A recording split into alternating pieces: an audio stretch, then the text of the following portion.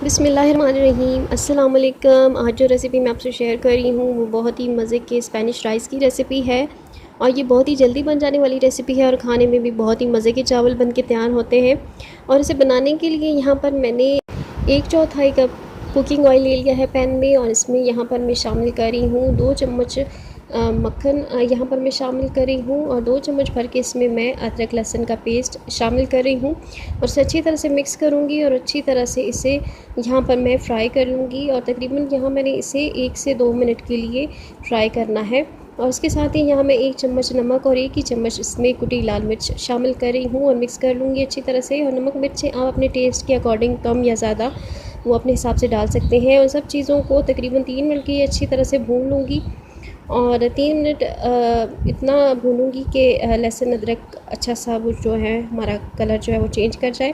और यहाँ नमक मिर्च और इसको भूनने के बाद मैंने इसमें से हाफ़ अदरक लहसुन का मसाला जो है निकाल लिया था ताकि ये मसाला बाद में यूज़ कर सकेंगे और इस रेसिपी में। और इसी के साथ ही 4 से 5 जब मैंने साइज़ की प्याज ले ली हैं जिन्हें छोटा छोटा चॉप कर लिया था, उन्हें तब तक पकाऊंगी जब तक इनका जो है वो कलर पिंक सा जो है वो नहीं आ जाता। और जब हमारे ये प्याज जो है वो पिंक कलर आने लगे तो मैं इसमें टमाटर शामिल कर रही हूँ। टमाटर मैंने 5 मैंने साइज़ के लिए थे जिन्हें बारीक कट कर लिया है और तकरीबन 5 मिनट के लिए मैं इसे मीडियम हाई फ्लेम पर भून लूँगी और अलग से ढककर भी इन्हें तकरीबन 5 मिनट तक जो है वो पकाऊँगी ताकि टमाटर जो है वो अच्छी तरह से सॉफ़्ट हो जाएं।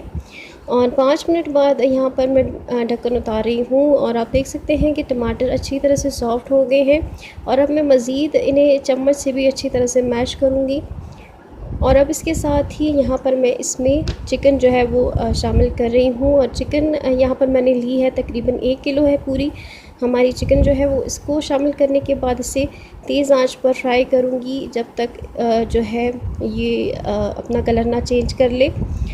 और जब ये अपना कलर चेंज करने लगे तो यहाँ पर मैं इसमें आधा चम्मच काली मिर्च पाउडर 1/4 कप जो है वो दही शामिल करूँगी और इसे अच्छी तरह से यहाँ पर मैं मिक्स कर लूँगी।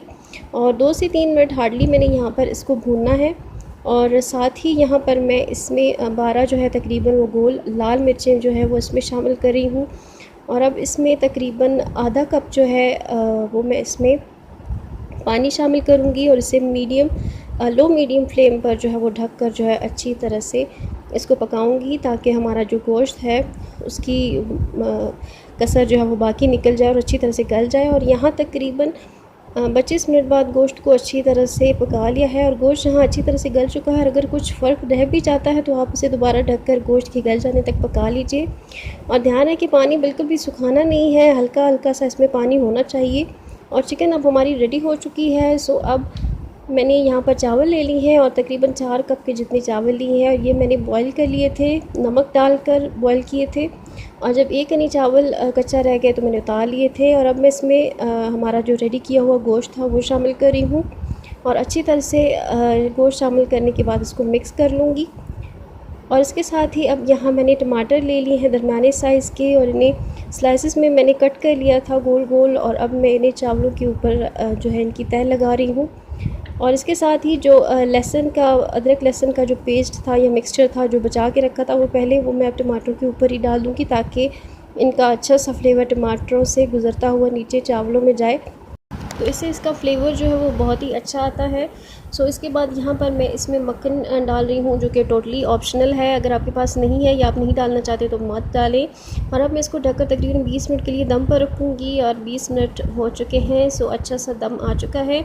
और अब मैं इसके ऊपर से जो टमाटर मैंने लेयर लगाई थी वो टमाटर जो है वो अलग कर लूँगी ताकि मिक्स करने से टमाटर ख़राब हो जाएंगे और इसलिए मैं ऊपर जो है वो भी उतार लूँगी। और अब चावलों को डिश आउट मैंने कर लिया है इसके साथ ही। और इसके ऊपर यहाँ पर मैं जो है वो चीज़ के स्लाइसेस जो है वो रख रही हूँ।